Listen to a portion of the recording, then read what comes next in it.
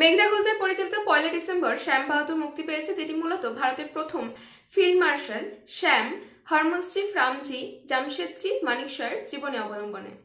স্বাধীনতা সংগ্রামের পথপ্রদর্শক হিসেবে গান্ধীজি অথবা নেতাজি সুভাষচন্দ্র বসুর নামের সাথে আমরা সকলেই পরিচিত। তবে স্বাধীনতার পরবর্তীতে আমাদের মহান ভারতবর্ষকে সামরিক দিকে বিশ্বের দরবারে তুলে ধরা এবং স্বাধীনতার শিখা চিরপ্রচলিত রাখতে যে সমস্ত মহান ব্যক্তিত্বগুলির অনস্বীকার্য অবদান রয়েছে, তাদের মধ্যে একজন ছিলেন শ্যাম বাহাদুর। 1971-এর অপারেশন সার্চলাইট তথা ইন্দো পাক যুদ্ধের মতো এমন অনেক ঐতিহাসিক কর্মকাণ্ডের মূল কাণ্ডের হিসেবে ছিলেন এই বীর কিংবদন্তি। A generation which ignores history has no past and no future।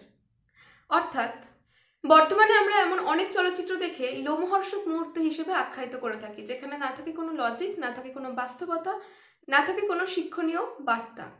এই চলচ্চিত্রের একমাত্র মধ্যমণি ভিকি কৌশল, যার চরিত্রের অভিনয়ে ফুটে উঠেছে শ্যাম বাহাদুরের বিভিন্ন কার্যকলাপ।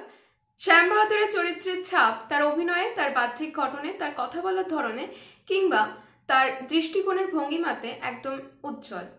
সম্পূর্ণ চলচ্চিত্রে তা বহাল থেকেছে।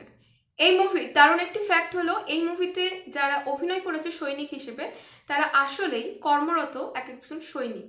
বাকি প্রত্যেকের অভিনয় এখানে খুবই প্রশংসাযোগ্য এবং প্রতিটি ফ্যাক্ট যেভাবে ইতিহাসের পাতায় হয়েছে তা উপস্থাপনা করা হয়েছে, দৃশ্যায়িত হয়েছে, তা এক কথায় অতুলনীয় ছিল।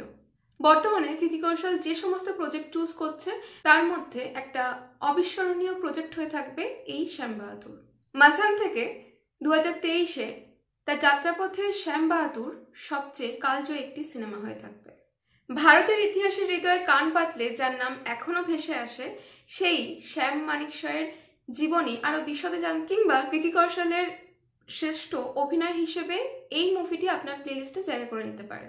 আজকের ভিডিওটি এই পর্যন্ত। ভিডিওটি ভালো লেগে থাকলে অবশ্যই লাইক এবং বন্ধুদের সাথে শেয়ার করতে ভুলবেন না। চ্যানেল নতুন হয়ে থাকলে অবশ্যই সাবস্ক্রাইব করে যাবেন। দেখা হচ্ছে পরবর্তী ভিডিওতে। অসংখ্য ধন্যবাদ।